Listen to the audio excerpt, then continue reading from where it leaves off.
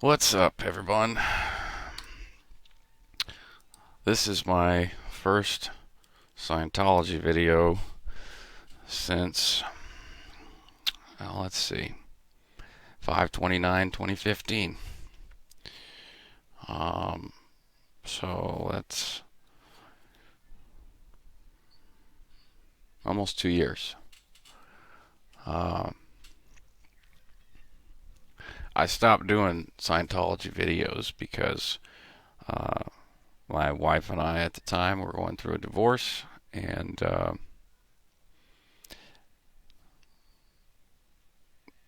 everything from my Facebook to my YouTube to uh, all of the allegations that she made were, in court.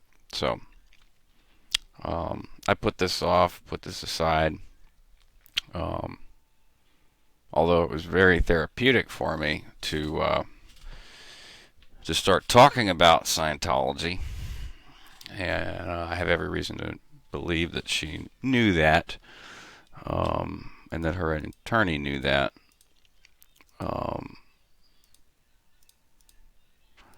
it was basically being used against me in a court of law to say that I'm not capable of being a good father, right? So um, I just stopped and took care of the problems we were having, and now have 50-50 custody of the kids, and the kids aren't living in living in a garage, so that's good. Um, Essentially, that was what I was fighting for, was to get my kids into a good environment, and mission accomplished. Mission accomplished. So that's pretty much all I want to say about what I went through. I will say I've lost a lot of weight. I'm down in my high school weight. Um, Divorce is a terrible, terrible thing to go through. It's not easy for anybody, usually for the children, if there's children involved, and for the adults, and for the extended family. If you have grandparents, that are close to the grandchildren, they're worried that they're not going to have the same access, and all these things can get really complicated. So, and it did. It got very complicated and expensive. Um, I I sold nearly $25,000 worth of my musical equipment to pay attorney's fees and stuff like that. So, um, and to be honest, I lost a lot. I lost a lot. Um, but you do these kind of things for your kids. And speaking of Scientology, I'm at a stage in my life now, just 2 years later, where I can't even imagine uh, having to go through something like this while being a Scientologist. How cruel and cold the technology can be.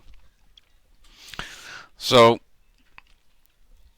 one of the things I found very useful um, was the bite model that Steve was on. I got mosquitoes. I live in the South, so you open the door and there are mosquitoes coming in. So if you see me swatting and stuff, I'm not crazy. Well, I was a Scientologist, so but I'm not swatting at imaginary flies. So the bite model. Steve Hassan talks about how all cults have essentially the same mechanism to gain control of a person, or to get a person to a point to where they'd be willing to enslave themselves to a cause. Uh, in Scientology, that's more of the game. Enslave yourself Uh, and in a lot of cases, the church has uh, is totally unliable for the messes that they cause in people's personal lives. That's why they're such a tough target to tackle. Me and everyone else, in most cases, have a conscious choice to stay or to leave, and have a conscious choice to do the things that we do, um, that are almost all the time unethical. I won't say that all the time the things that you do in Scientology are unethical. Um, Personally, I was a horrible Scientologist. I only lasted like 2 years in the organization itself, from 2002 to 2004, 2005. So yeah, maybe 3 years in the organization as a staff member. As a public, I remained or kept my status for another 7 years or so after that, and continued to believe in the tenets and principles of Scientology and the tech and all that shit. So, um, as far as a model for behavioral control, I still feel that Scientology is a very effective means of hypnotic suggestion. Um, I just watched Louis Theroux's My Scientology movie, and Marty demonstrates it very clearly, how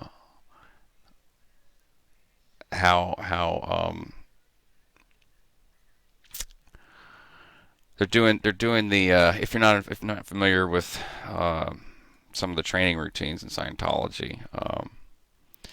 You have the bull bait TR, which is a very useful one to sort of start beating people down into levels of apathy to where they will not defend themselves and stuff like that. But it can also be an empowering thing. I've seen it that way too. It's a tool, and you can use it for, you can think of it in black and white terms. Star Wars, use the Force or join the dark side. There are useful things in Scientology, and I'll make a disclaimer that none of it's original. I haven't found an original thing in Scientology after doing my own research. Uh, Maybe someone has found some original thoughts. Most of the original thoughts that come out of Hubbard are very divisive and despotic and show characteristic of like a high level of schizophrenia and paranoia. Um, and so that I would say is original to Scientology. But that's not original to cult leaders in general. Uh, that's his flavor of insanity was what was original in Scientology. Heaven's Gate, which surprisingly I did quite a lot of watching about their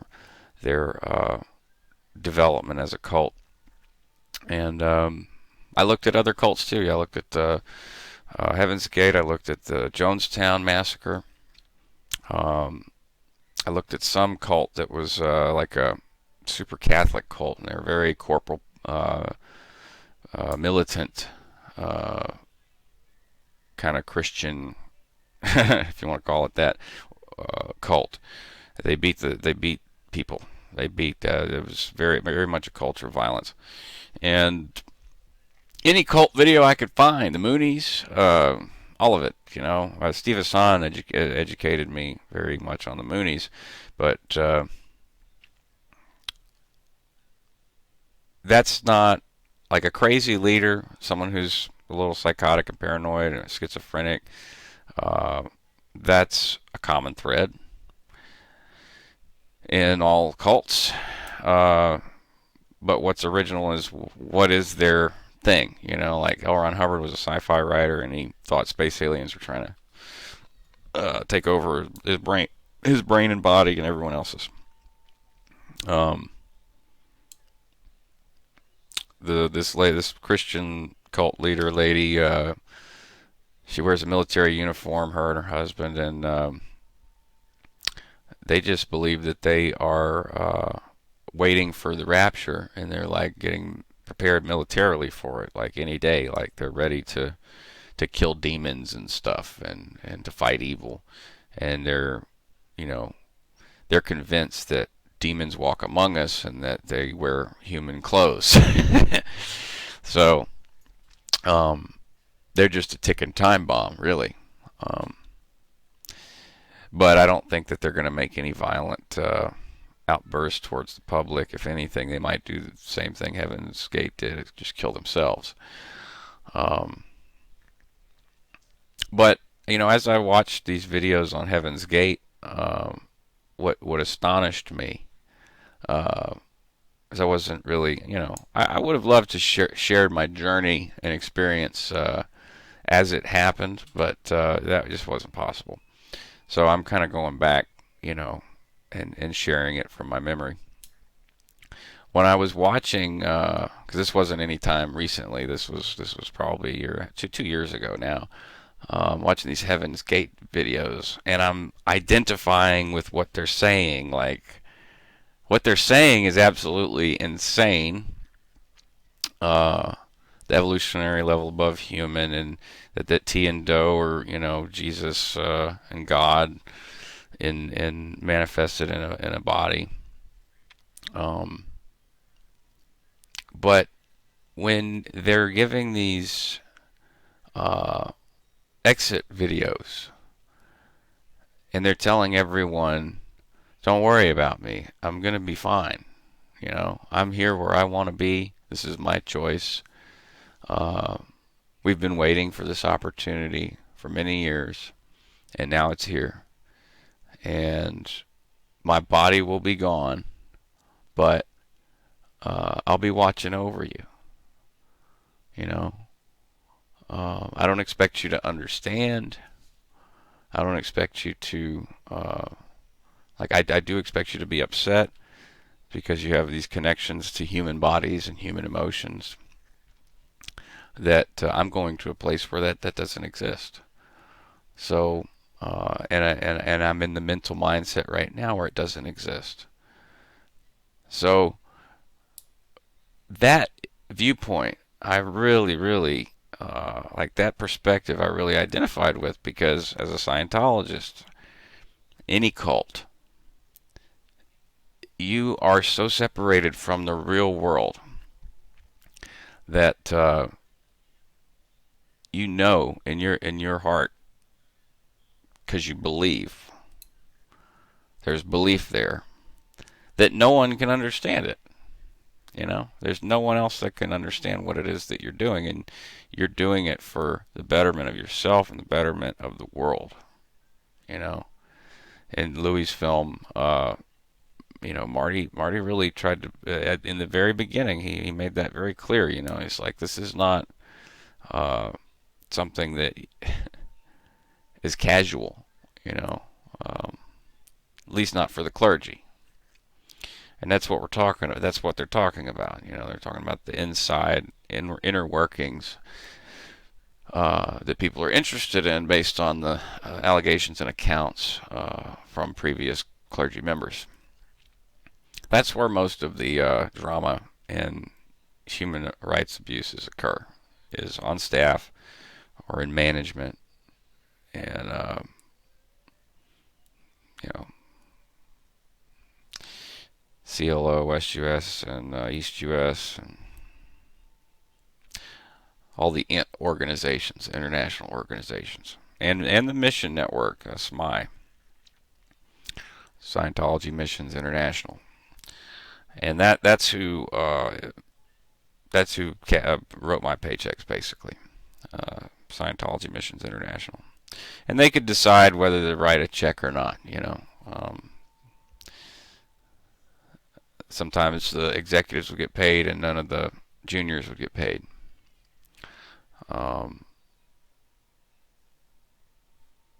The only executive position I ever held was a bookstore officer towards the end of my time there.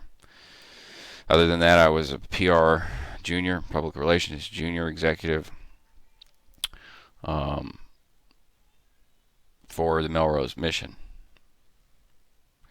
and a Division 6 body router at Buenaventura,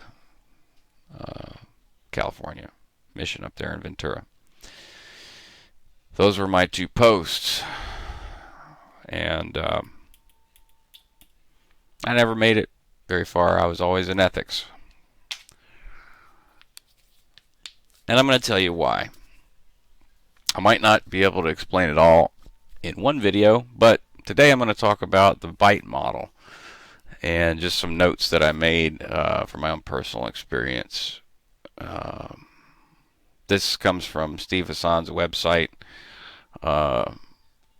Highly recommend you check it out if you're a blown Scientologist, or you're not sure if everyone's different. It took me and my friend Jason years to sort of admit to each other, and we were close friends, to admit to each other that what we did was completely, utterly, my son's here, I'm going to try not to use a lot of profanity, but completely and utterly fallacious and fraud. It was fraud. We participated in fraud. We participated in criminal activities. Everyone on staff will. It's a fact.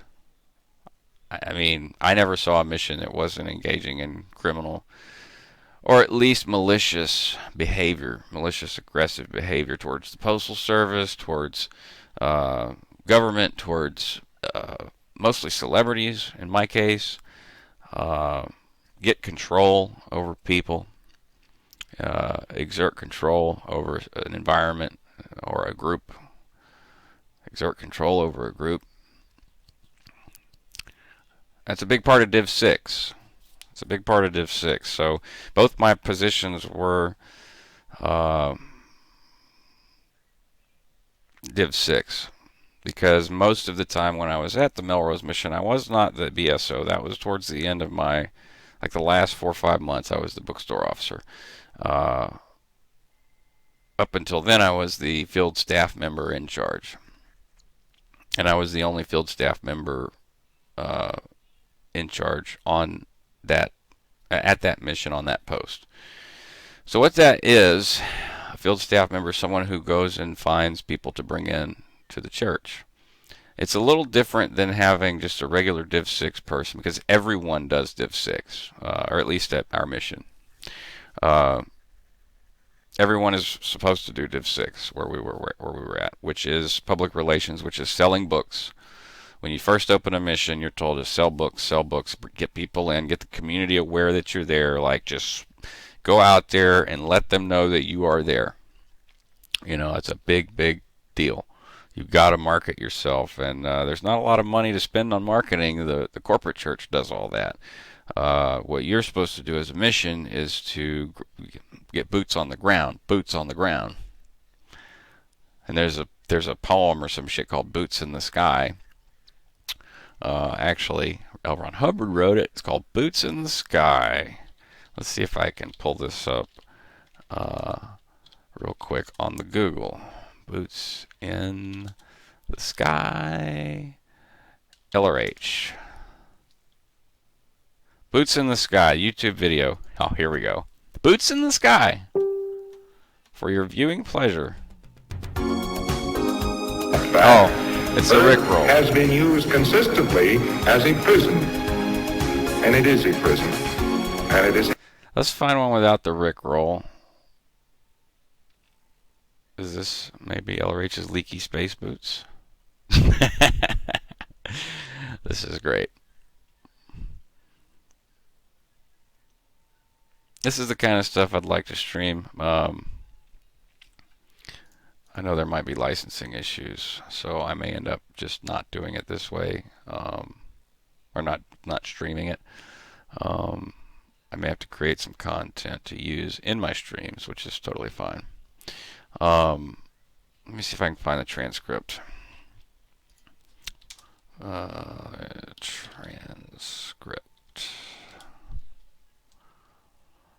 Boots in the sky. Boots in the sky. Wow, they must. This is probably one of the things they really try to get removed. Kind of like the OT3 materials. Boots in the sky. Looks like Tony's got it. Of course he does. This was shot in the early 2000s. All right. I don't know if the video is going to play. Let's see. It's hosted in Japan, it looks like. So yeah, I would say that they've gotten as many of these as removed as possible. This is something that the BSO was encouraged to watch and to spew out at people.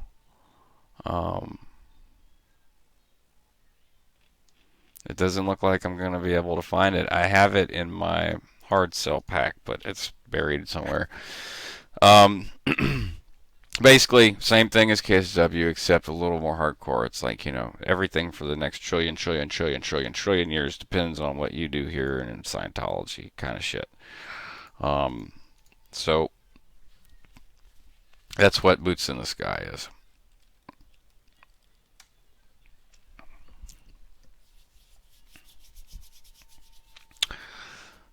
I want to say Division 2 is books. I don't remember. I have to look that up. Like I said, I was a terrible Scientologist. Terrible. Always in ethics. And I actually felt really horrible about myself because of it. Now, when I look back, the fact that I was only in for 2 years and that I was always in trouble tells me that I'm a halfway freaking decent person. But like I said, it's a voluntary thing. You decide. Once you believe, you decide and you do these things. You can't take back. Fraud, for instance. All right. So,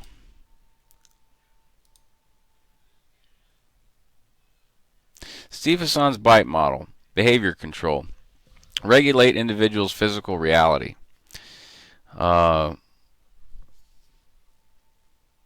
The first action you do on the bridge is generally the purification rundown, whether you have done drugs or not. It's a purification of the body, the mind, and the Theta. They don't tell you that. Not everybody. Not until you're ready, right? Not until you've sort of had a win and gotten something good out of it. It's a very rigid schedule that you must stick to. It's a lot of people have to take time off of work. They take their vacation time to do this rundown because it could take up to 2 weeks. So people were taking a week off and then their vacation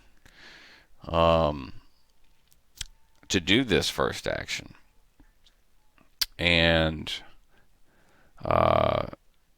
in my short time on staff, I saw plenty of middle-aged men, women, children, mostly the men and women, the working adults. They would take their vacation and days off, sick days, to do auditing actions to go up the bridge. And then they would work the rest of the time, and we would have to hassle them to come to course and make it go right.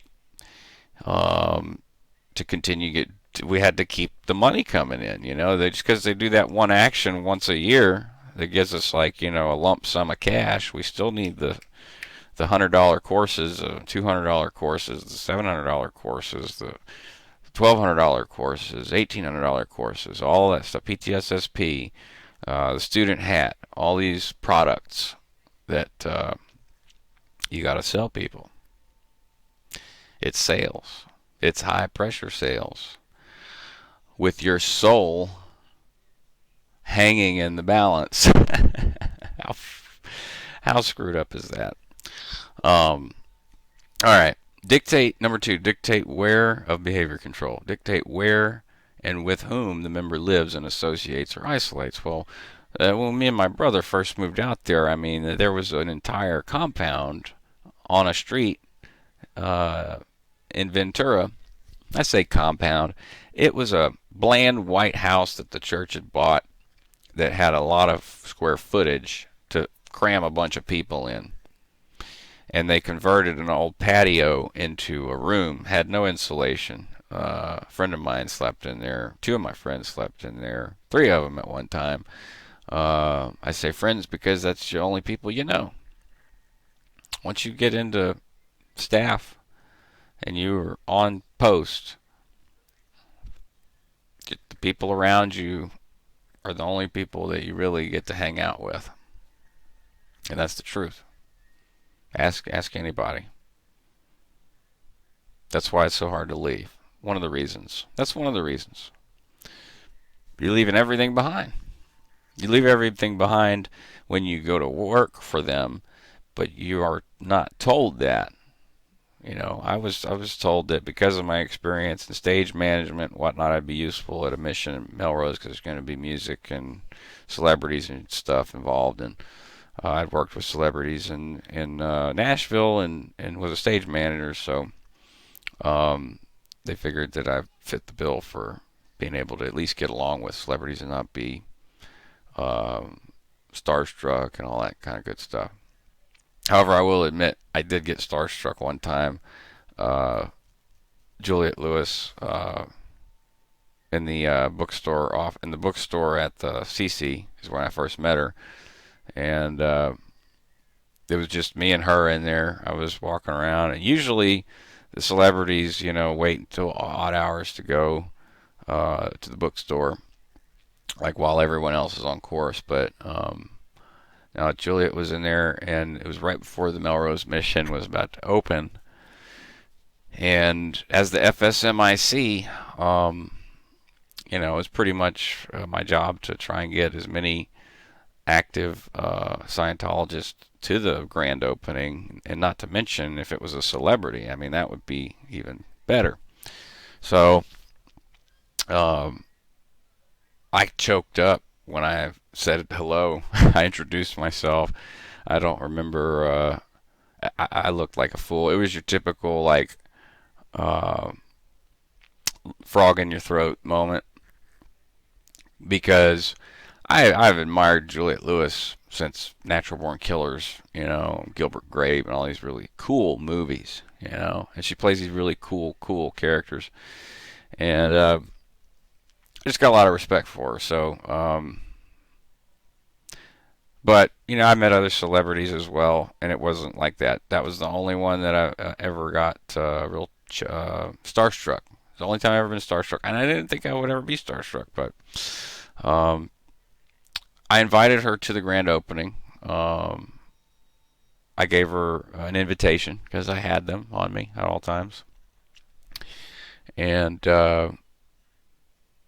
she said, "Yeah, that sounds good. I'll be there." And that was the first time I met Juliet. The second time was a lot more awkward, but not because of me. I'll tell you about that later. Number 3, behavior control. When, how, and whom the member has sex with. Now, I'm just going to read what I wrote because I got some stuff to say about this. This is something that Scientologists deny, but I saw it over and over. The Div 6 administrator was divorced from Ventura, and she was forbidden by the mission holder, Kathy Steiner, and her husband, Tom Steiner, award-winning mission holders from the 80s and early 90s. It was forbidden for her to date anyone, to have any 2D. That's what they call it, second dynamic. So this poor girl, you know, she you know, she's very attractive. You know, she's a very attractive young woman, and very caring. She was the public executive secretary, so that means that her job was to find people's ruin. Well, it's kind of like a fortune teller, gypsy woman kind of thing where you sit down with someone and try to figure them out. You know, what's ruining your life? You know, what's one thing you could change? And it's common with a lot of Div 6 PES terminals. This is our nomenclature. That was the nomenclature. It would be common for a Div 6 PES terminal to have emotional problems already because it takes a lot out of you to sit down with someone and really try and get a feel for their life, because this is most of the time the best div. I mean, she was a good Div 6. She was a good PES. She got a lot of people. I say she was good. She achieved the goals of Scientology. That was what's good, right? We all know that it's bad. But for all intents and purposes, while you're on staff, that's good. So it is well known that, or at least to me, because I saw it in Jim Hamry, the other PES. We had two, apparently. I don't know. Maybe that's why David Miscavige is freaking out about the org board all the time. This fucking org board. Supposedly that's what his estranged wife is working on right now, the org board. So emotional distress, because you're constantly delving into people's lives. You know, you're getting real personal, and it can get emotional. You know, 2-3 times a day I'd see people coming out of the office crying. You know, sometimes it was happy crying, sometimes it was sad crying. I've seen people leave completely just unfazed. I've seen people leave angry. I've seen people leave in all sorts of emotional states. And so that has an effect on the person that's doing the procedures that are taught by L. Ron Hubbard in the Division 6 HCO policy letters, and keeping Scientology working. It's an incredibly powerful yet oppressive tool to push someone's. They call it pushing your anchor points in, but what it really is like introverting someone, learning how to introvert someone. Other parishioners were dictated by the HCO division, which is Division 1 executive, or no, yeah, I don't remember. I'm glad I don't remember. I should remember, but I'm glad I don't. HCO, Hubbard Communications Office. These are like the ethics Nazis. These are like the Gestapo. Ideally, Sea Org HCO is really the Gestapo. And it gets even worse with the Office of Special Affairs, which is sort of like the eagle's nest, if you will, of HCO. I'm comparing Scientologists to Nazis because there's some very valid comparisons.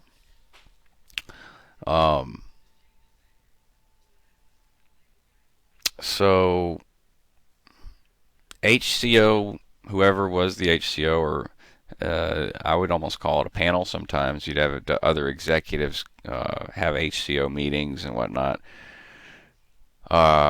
Would get together and talk about parishioners and their relationships, their love life. The auditors would get in these meetings, and I don't have to be a rocket scientist to figure out that these auditors were divulging personal priest penitent information that they claim to use appropriately. But as soon as you leave the church, then those files are as good as published if they want to.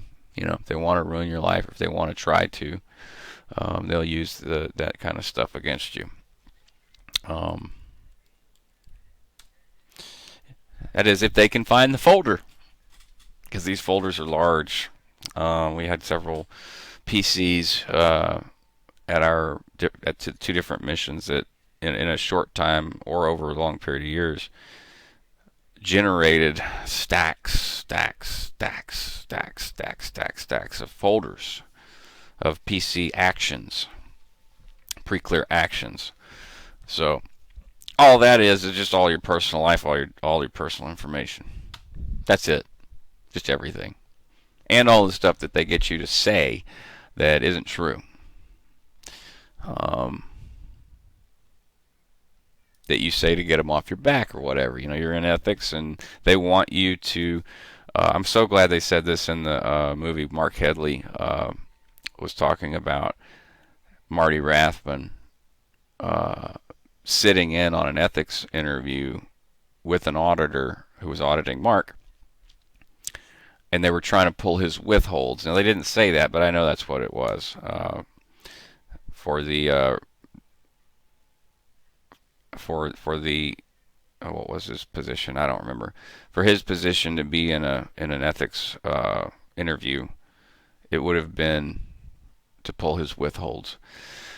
So they weren't getting what the answers that they wanted. So uh, Marty stopped the session and asked for some privacy, or they went outside. It wasn't clear which. And Marty clocked him in the jaw, like full bore, freaking just jacked him in the jaw, and told him, "You go back in there and tell her what she wants to hear." And I'd go through the same thing without the physical violence. My ethics officer was usually a guy named George, and I'm only saying his name because his name is George, and there's a million Georges out there. Good luck finding out who that is. I don't even remember his last name. But I would go into session for my sec check, and I was being sec checked for towards the end there for about 6 months straight. 6 months of interrogation every day, and hard physical labor. Every day I would take mineral oil and clean the wooden floors throughout the entire mission. It's like 4,000 square feet. Sweep all of the concrete. Make the kids lunch, because they never spent time with their kids. So I would go back there and feed the kids, make sure they weren't getting any trouble, make sure they were doing the mail, because once they'd go to school in the morning for 2 hours and then come and stuff mail for the mission. Make sure they're doing that. And rake the leaves. I mean, change the filters, change the light bulbs, clean the toilets, reorganize the book room, just whatever. So, yeah, after a certain amount of time, it's either leave or just tell them what they want to hear. But at that time, I actually couldn't leave because I didn't have a vehicle. I mean, I could have left. I could have went walking on the street, but I had no money. I was able to eat, so that's good. But my vehicle at the time was being used at Melrose, and I'm sure that was by design to keep me there. So that's what I ended up telling them exactly what they wanted to hear. So that ended up being something that later I shared with my wife, and during the divorce she used that against me in court, saying that it was all true, that I admitted to it.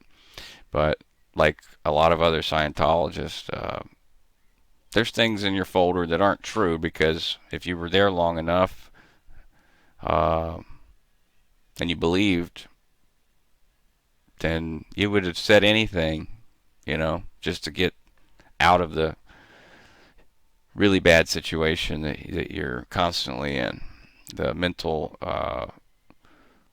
ramifications and abuse, all the abuses.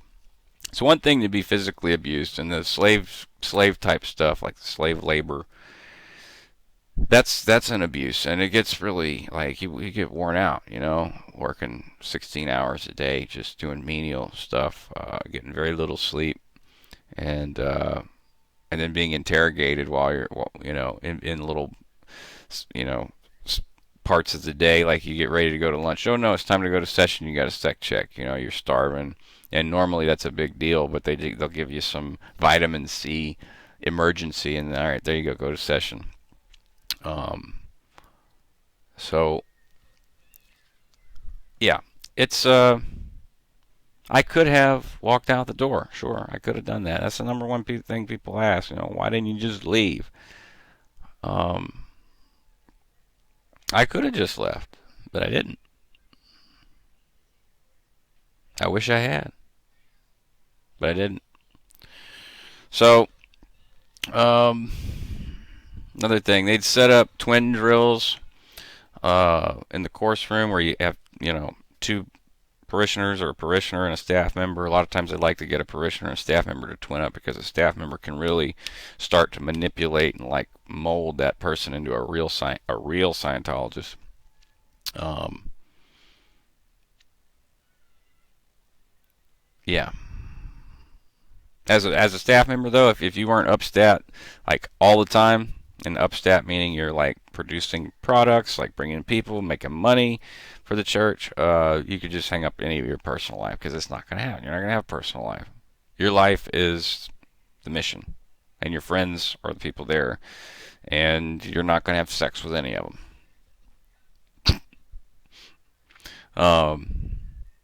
I had an interest, a romantic interest, who was online, meaning attending Celebrity Center, and she knew I worked at a mission, but she was still interested, and so I asked her out on a date, and she said, "Yeah, well, it took me like 3 weeks to schedule the date." And then when we finally did go on the date, I had to be back at like 11 or something, and then I was never allowed to date her again. So that caused a little rift. She was born and raised Scientologist, so I'm sure she was used to it. But at the same time, boy, was she a nutcase, you know, total nutcase. I really feel for these kids that are born into Scientology. Um,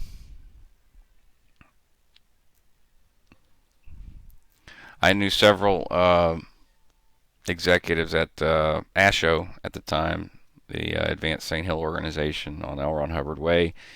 Uh, they were sort of my go-to terminals for corralling uh, either somewhat famous or soon to be famous or famous people. Um, it says encoding overloaded. I'm going to cut the video right here and start again.